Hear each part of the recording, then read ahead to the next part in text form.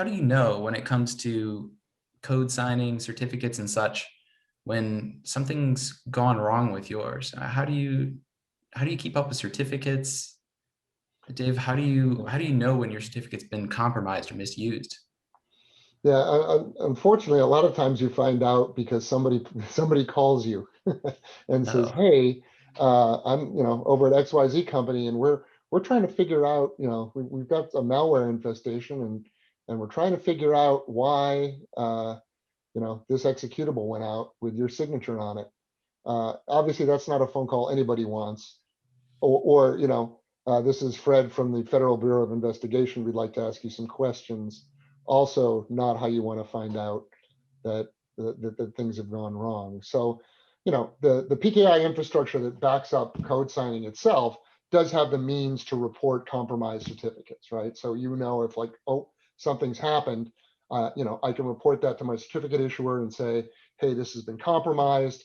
That information can go out via what's called a certificate revocation list that basically provides you with data on certificates that may have been compromised, right? So as in many security things, when something does go wrong, the faster you can respond to it and the more you can limit your exposure because of it, the better, right? So,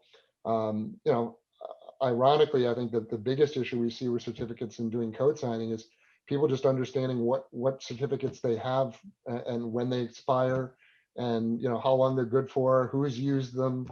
You get companies that may have acquired other companies, and it can be a really kind of confusing picture.